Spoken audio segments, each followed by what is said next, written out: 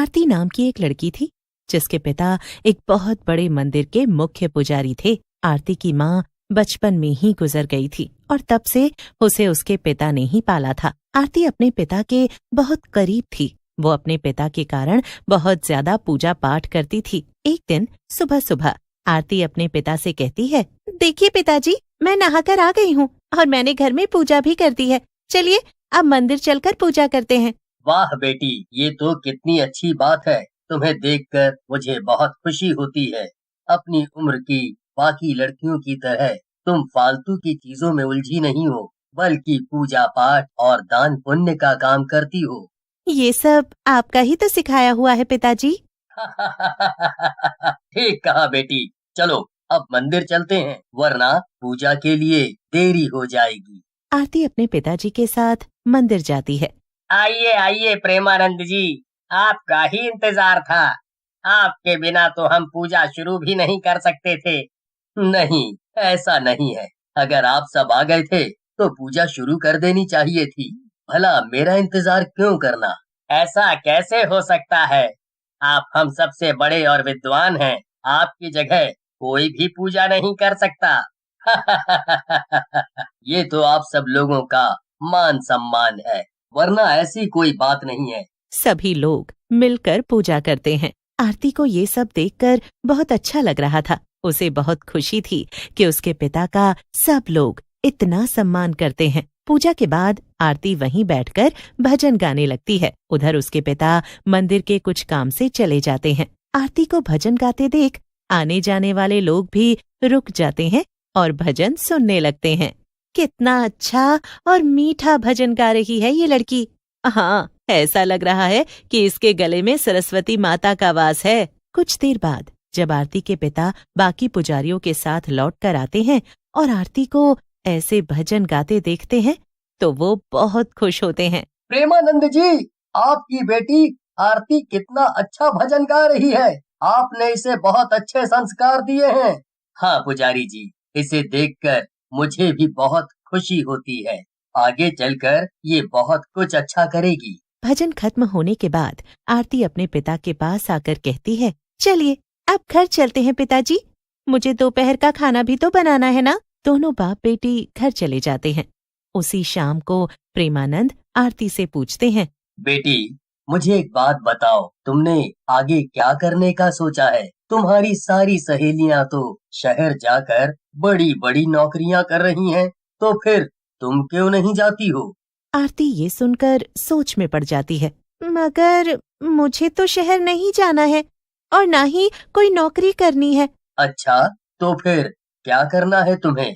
तुमने कुछ तो सोचा ही होगा ना? जी सोचा है ना, मुझे आपकी तरह बनना है। आरती की बात सुनकर उसके पिता चौंक जाते हैं। पिताजी, वो दरअसल मुझे भी आपकी तरह पूजा पाठ करना है। मेरा इसी में मन लगता है। मुझे शहर के शोर शराबे में जाकर नौकरी करने में कोई दिलचस्पी नहीं है। ये तो बहुत खुशी की बात है बेटी। ठीक है, मुझे तो इसमें बहुत खुशी मिलेगी। अगर तुम मेरी ही तरह पूजा पाठ करोगी तो मैं तुम्हें मंदिर के बाकी पुजारियों से बात करके बताता हूँ। आरती के पिता इतना कहकर मंदिर चले जाते हैं और आरती घर पर काम करने लगती है। लेकिन तभी अचानक से आरती की नजर सामने रखे झोले पर पड़ती है और उसे याद आता है कि उसके पिता उस झोले में रखा कुछ जरूरी सामान घर पर ही भूल गए थे। अरे नहीं, ये तो पिताजी का झोला है। इसमें तो पूजा की सभी जरूरी चीजें हैं। वो इसे घर पर ही भूल गए। मैं अभी भाग कर जाती हूँ और उन्हें ये देकर आती हूँ, वरना वो अच्छे से पूजा नहीं कर पाएंगे। इतना कहकर आरती झोला उठाती है और तेजी से भागने लगती है। उसके मन में ये चल रहा था कि बस जल्दी से अपने पिता को झोला दे दे। सामने सड़क थी और सड़क के उस पार मंदिर था जहाँ उसके पिता जा रहे थे। पिताजी, पिताजी, रुक जाइए, आपका झोला यहाँ मेरे पास है। आरती जोर जोर से चिल्ला रही थी, लेकिन उसके पिता को उसकी आवाज सुनाई ही नहीं दे रही थी। ओफो, पिताजी तो सुन ही नहीं रहे। लगता है मुझे ही उस पार जाकर उन्हें झोला देना पड़ेगा। इतना बोलकर आरती तेजी से सड़क पार करने के लिए भागती है, लेकिन अचानक से एक बहुत बड़ी गाड़ी आकर उसे टक्कर मार देती है। गाड़ी वाला तुरंत वहां से उसके पिता भी भागे भागे आते हैं प्रेमानंद जोर जोर से रोने लगते हैं और मंदिर के कई और पुजारी भी वहां आ जाते हैं। तभी एक आदमी, जिसने सारा हादसा होते हुए अपनी आंखों से देखा था, वो कहता है, ये लड़की सड़क पार कर रही थी और तभी एक गाड़ी ने इसे टक्कर मार दी पुजारी जी। लगता है टक्कर लगने से इसकी फौरन ही मौत हो गई है। ये तूने क्या किया ऊपर वाले? मेरी बेटी को मुझसे छीन लिया। इसके अलावा मेरा दुनिया में था ही कौन? प्रेमानंद जी जोर जोर से रोने लगे। उधर दूसरी तरफ आरती मरने के बाद एक चुड़ैल बन गई और सबके सामने आ गई। उसे देखकर लोग बहुत डर गए। चुड़ैल, चुड़ैल, भागो, भागो!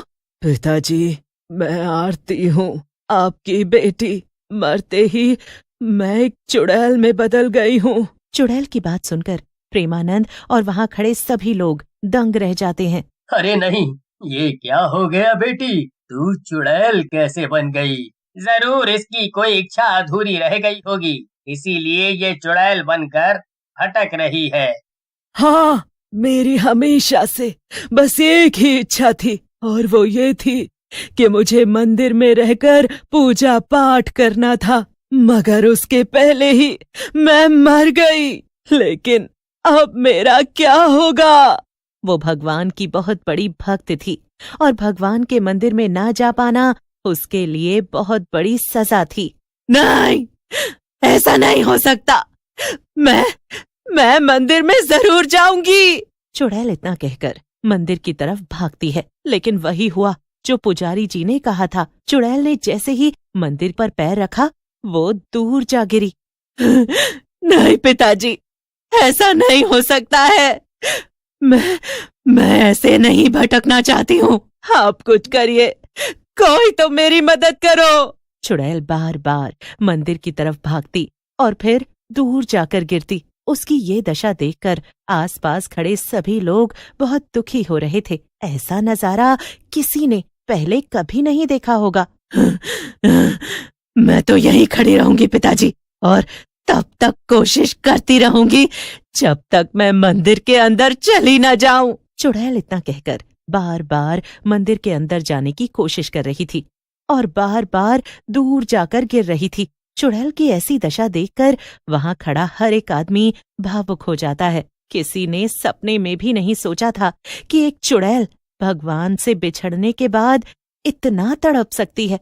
आखिर में एक पुजारी बोलते हैं, प्रेमानंद जी, ये बहुत बड़ी और गंभीर समस्या है। हम इस चुड़ैल को ऐसे तड़पते नहीं छोड़ सकते हैं, और ये तो आपकी बेटी भी है। हमें इसके लिए कुछ तो करना ही होगा।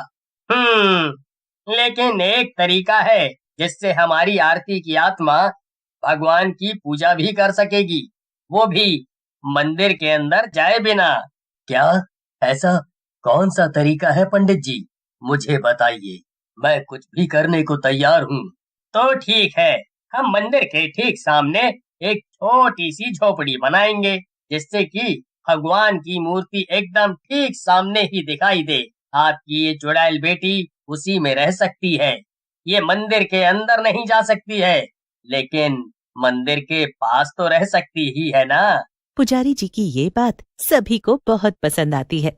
सब लोग ये उपाय करने को तैयार हो जाते हैं और अब चुड़ैल भी खुश थी।